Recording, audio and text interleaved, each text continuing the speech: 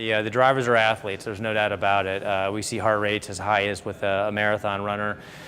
The load on the muscles driving some of these cars is exceptional. The G-forces they encounter, the heat, everything about it. And unlike a basketball player or a football player or a tennis player, they make mistakes, then they possibly are in the wall and catastrophic damage to themselves or their car.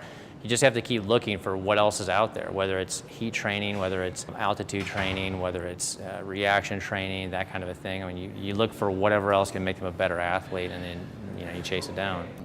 You try to cover as much as possible. We have weighted steering systems that we use. We have specific neck training devices that we use. And they'll spend time in go-karts, driving as well. We have a very high-end simulator program. Performance Cockpits is part of our program, and they'll actually drive a lot of the tracks that they'll do. We do heat-specific training. We have a heat simulation room that we use, and we put the drivers in there on a bike trainer or on a rower, and we'll simulate some of these things. From a vision and reaction standpoint, we use some equipment from Dynavision, the D2 light board. We basically train the drivers to be able to see outside of their helmet as often as possible. Well, the Nike strobe glasses, it's a vision disruption system where it's going to disrupt the vision of the athlete. But what Wade's having to do here is the brief moments he gets to see this ball, he's having to concentrate that much harder. The eyes work that much harder as a muscle. We do flashcards, we do cognitive skill drills. Basically, if you train the body and the brain at the same time, it's the best of both worlds. It's about a 60-pound torque that these drivers are doing on these road courses.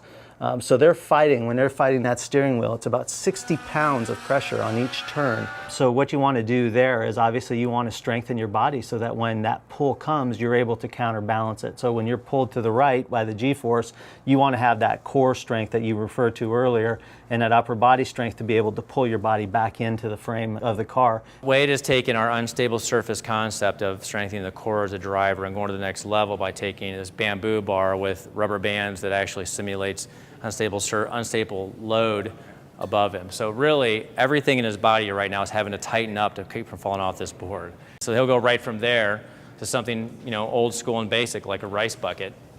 And this is a simple drill to work on strengthening the forearms. So you don't need high tech all the time. You got to kind of find a combination of the two. Well, just in a performance basis, what we see at road courses, obviously, you're using a lot more of the upper extremities, the arms, the forearms. We see a lot of compression type compartment syndrome issues in the forearms where the nerves become impinged because of the tightness in the muscle that develops as a result of you fighting that wheel back and forth and turning both ways. You've got to push your body to its limits, and that's what we do on a daily basis. They push as hard as they can, and it pays off. You work hard out of the car, you'll find success in the car.